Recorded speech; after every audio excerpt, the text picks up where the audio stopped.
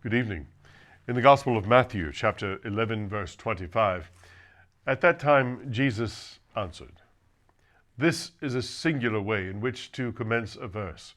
At that time Jesus answered. If you will look at the context, you will not perceive that any person had asked him a question or that he was in conversation with any human being. Yet it is written, Jesus answered and said, I thank thee, O Father. When a man answers, he answers a person who has been speaking to him. Who then had spoken to Christ? His Father.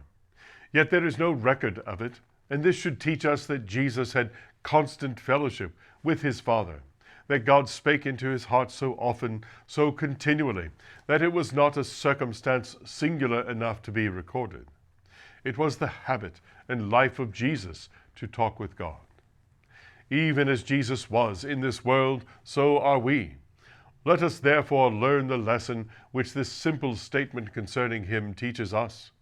May we likewise have silent fellowship with the Father, so that often we may answer him, and though the world wotteth not to whom we speak, may we be resounding to that secret voice unheard of any other ear, which our own ear, opened by the Spirit of God, recognizes with joy.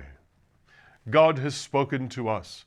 Let us speak to God, either to set our seal that God is true and faithful to his promise, or to confess the sin of which the Spirit of God has convinced us, or to acknowledge the mercy which God's providence has given, or to express assent to the great truths which God the Holy Ghost has opened to our understanding.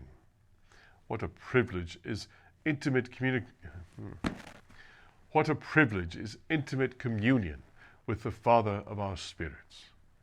It is a secret hidden from the world, a joy with which even the nearest friend intermeddleth not. If we would hear the whispers of God's love, our ear must be purged and fitted to listen to his voice. This very evening, may our hearts be in such a state that when God speaks to us, we, like Jesus, may be prepared at once to answer him.